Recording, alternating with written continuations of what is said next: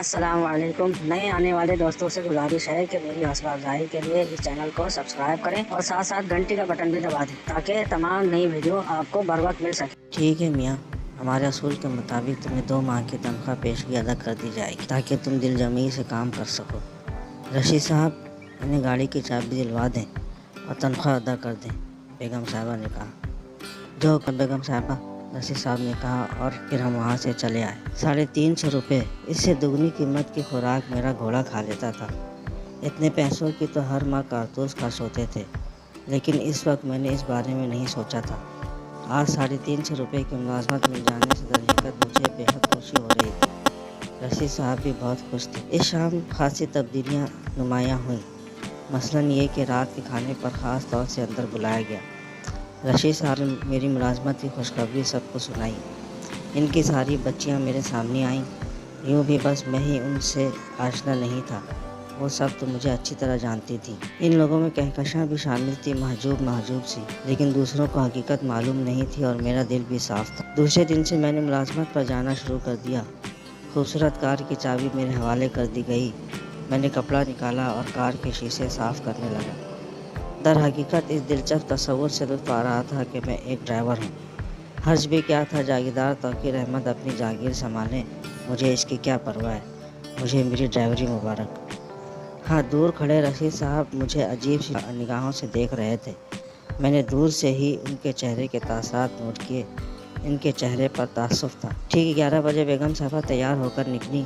मैं इस वक्त शीशे साफ़ कर रहा था। इन्हें दूर से देखकर मैं जल्दी से सीधा खड़ा हो गया और फिर जब वो करीब पहुंची तो मैंने जल्दी से अब भी दरवाज़ा खोल दिया। बेगम साहबा अंदर बैठ गई और मैंने ड्राइविंग सीट संभाली।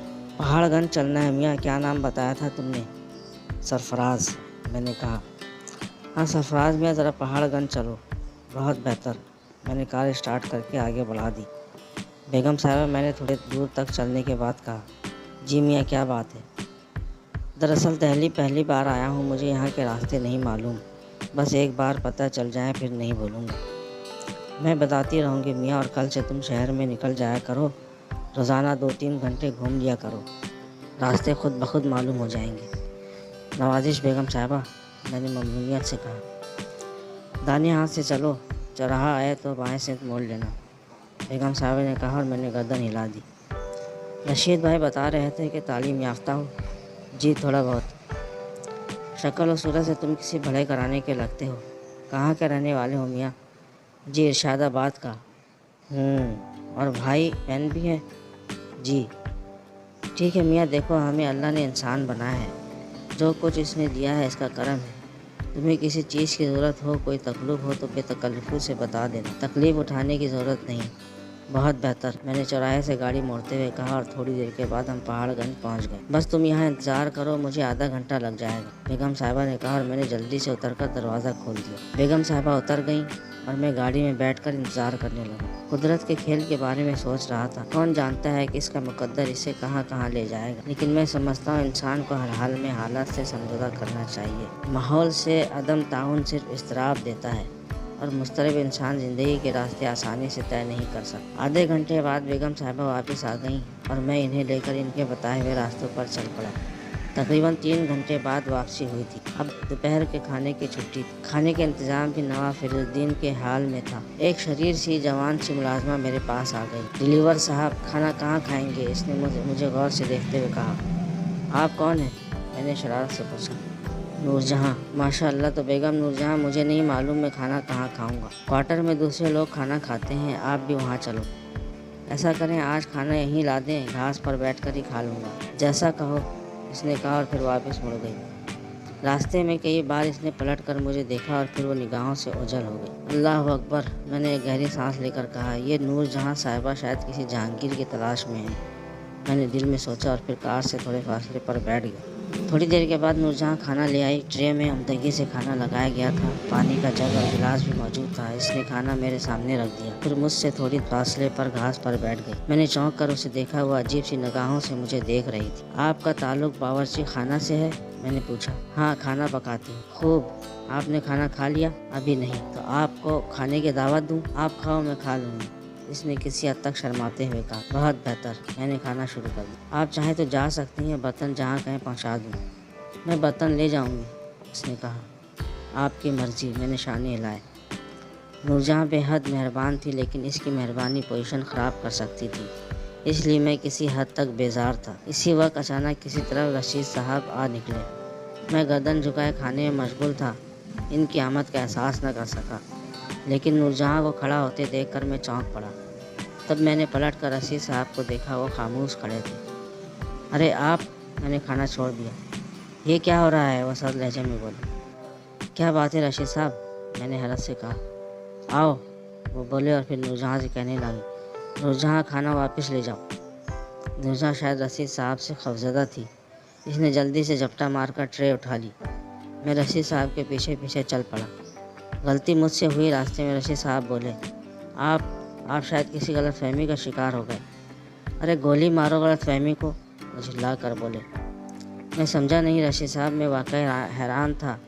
मेरा ख्याल था रशीद साहब नूरजहाँ को मेरे पास बैठा देखकर नाराज़ हो गए हैं, लेकिन ताज्जुब की बात थी मेरे किरदार की, वो पहले ही मुतरफ थे। फिर ये गलत ख्याल इनके दिल में क्यों पैदा हुआ? मुझे भी थोड़ा सा तरारा आ गया। मैं शाम को बेगम साहबा से कह दूंगा कि सरफराज ये मुलाजमत नहीं करेगा। मैं आपकी गलत फहमी पर हैरान हूँ रशीद साहब, मैंने एहतजाजी अंदाज में कहा। गलत फहमी? यानी मैं अंधा हूँ? रशीद साहब धाड़े। मुझे अफसोस है, मैंने कहा। रशीद साहब कुछ नहीं बोले, वो भी बुरी तरह झिल्लाए हुए थे। इस तरह हम दोनों रशीद साहब के मकान में दाखिल हुए। मैंने मेहमान खाने की तरफ कदम बढ़ाया तो उन्होंने गरज कर कहा, अंदर आइए, ताकि बेगम को भी आपके करतूत बता दिए जाएं। ज़रूर बताइए, मैंने बेदारी से कहा और हम अंदर पहुंच गए। इसी वक्त बेगम साहिबा नज़र आ गईं। लड़कियों ने भी हमारी आवाज़ सुन ली थी। मुलाहजा फरमाया आपने? रशीद साहब तंज़ी अंदाज में बोले। हाँ, खैर तो है। ये आप दोनों के चेहरे पर कैसे तासुरात हैं? बेगम साहिबा हैरानी से बोली। ये आज से मुलाजमत नहीं करेंगे, मैं अभी बेगम साहिबा से कह दूँगा। अरे मगर हुआ क्या? चच्ची जान, तुम चुप रहो जी, मुझे बताने दो, रशीद साहब गरजे और मुझे हंसी आ गई। गुस्सा मुझे भी था, लेकिन मैंने सोचा ये कौन सी अनोखी बात है, आदमी का दिमाग पलटते देर नहीं लगती। इनसे पूछो बेगम, क्या हम लोग इतने ही जलील हैं? रशीद साहब ने कहा। या अल्लाह, मेरी समझ में तो कुछ नहीं आ रहा, बेगम साहिबा परेशानी से बोली। कपड़ा लेकर गाड़ी साफ़ कर रहे थे, क्या ये जिम्मेदारी भी ड्राइवर की है? रशीद साहब कलकलाए और मैं चौंक कर इनकी शक्ल देखने लगा। बेगम साहिबा के चेहरे पर उदासी दौड़ गई। तो इसमें इसकी क्या ख़ता है? आपने इस मुलाजमत ही ऐसी दिलवाई है। अरे खुद मेरे पीछे पड़े थे, नवाब साहब का इंतज़ार भी किया जा सकता था। हाँ मियाँ, ये ज़्यादती है, अल्लाह ना करे तुम्हारी 2 रोटियां हम पर भारी तो नहीं। लेकिन चच्ची जान, मैंने कहना चाहा। अरे अभी और सुनो, गुस्सा ठंडा करें, बताएं तो सही क्या बात है। खाना खा रहे थे बरखुरदार, घास पर बैठकर, मुलाजमों का खाना। इनसे पूछो बेगम, इन्होंने हम जलील क्यों किया? क्या ये घर इनका नहीं है? बखुदा दिल खून हो गया, सारे ताजमहल गिर पड़े, खाने के लिए घर नहीं था। रशीद साहब, मेरी आवाज़ लरस गई। मैंने दिल ही दिल में खुद पर नफरीन की। क्या गलत बात सोची थी मैंने? बात सिर्फ इतनी थी कि रशीद साहब को मेरा इस तरह खाना नागवार गुजरा था। मैं कहता हूँ बात मत करो, दिल खून हो गया था तुम्हें इस तरह बैठकर खाना खाते देखकर। अगर मेरा बेटा होता तो वो अपने घर से इतना इज्तनाब करता? रशीद साहब की आवाज़ भर्रा गई। इस मोहब्बत, इस खुलूस पर मेरे दिल में भी एक गोला सा उठा था। बेगम साहिबा भी खामोश थी और लड़कियों के चेहरे पर भी उदासी दौड़ गई थी। मैं शर्मिंदा हूँ रशीद साहब, अगर आपको ये बात नागवार गुजरी है तो मैं माफ़ी चाहता हूँ, आइंदा ऐसी गलती नहीं करूँगा, मैंने अफसरदगी से कहा। बेटे, हम तुम्हारे कुछ नहीं हैं, लेकिन तुमने आस दिला दी है कि हम तुम्हें अपना समझें। हमारी ये खुशी हमसे ना छीनो, बेगम साहिबा ने अफसरदा आवाज़ में कहा। मुझे एहसास है चच्ची जान, नादानस्तगी में मुझसे ये गलती सरजद हो गई है। कसम से मैं आइंदा वहाँ की कोई चीज़ नहीं खाऊंगा। बस अगर आप इन्हें कुछ खाते देखें अब्बू जान, तो लकड़ी लेकर वहीं पिटाई शुरू कर दें, अफशा बी ने कहा। और इसके इस जुमले ने माहौल एकदम बदल दिया। मैं हंस पड़ा, लड़की भी खी करने लगी, बेगम साहिबा भी मुस्कुराहट ना रोक सकी और रशीद साहब अफशा को घूरने लगे। पराए घर में कुछ खाना बुरी बात है ना? अफशा फिर बोली। खाया भी तो नहीं चाहिए जान, 2-3 लकमे लिए थे, अब भूख लग रही है। चलिए छोड़िए, मुँह हाथ धोलें, खाना तैयार है, बेगम साहिबा ने कहा। चलो, रशीद साहब मुझे देख कर गरजे और मैं जल्दी से बाथरूम की तरफ चल पड़ा। लड़कियां अभी तक हंस रही। खाने की मेज़ पर रशीद साहब संजीदगी से बोले, बस मैं ये मुलाजमत तुम्हें नहीं करने दूंगा, नवाब साहब को आ जाने दो। इसमें कोई हर्ज नहीं रशीद साहब, मैं आइंदा एहतियात करूँगा। मैं तुम्हें कहा साफ करते नहीं देख सकता सरफराज। मुझे इतना प्यार ना दे रशीद साहब, इसे मैं निभा ना सकूं। हमें इसका बदला नहीं चाहिए बेटे, बस एक आस रहने दो, रशीद साहब जज्बाती आवाज़ में बोले। आप मुझे काम करने की इजाज़त दे दे, मैं वादा करता हूँ कोई गिरी हुई हरकत नहीं करूँगा। कार लड़का साफ कर दिया करेगा, मैं इसे तुम्हारे हवाले कर दूँ। बेहतर है, मैंने कहा। और इस रात में रशीद साहब और इनके घराने के खुलूस के बारे में सोचता रहा। मैं इन लोगों को इनकी मोहब्बत क्या जवाब दे सकूँगा। मैं नहीं जानता कि कितना वक्त इनके साथ गुजार सकता हूँ। किसी की मोहब्बत की बेड़ियाँ पहनना मेरे बस की बात नहीं। कहानी का बकिया ऐसा अगले पार्ट में मुलाहिजा फरमाएं। इस वीडियो को लाइक करें, चैनल को सब्सक्राइब करें और घंटी का बटन भी दबा दें। बहुत बहुत शुक्रिया।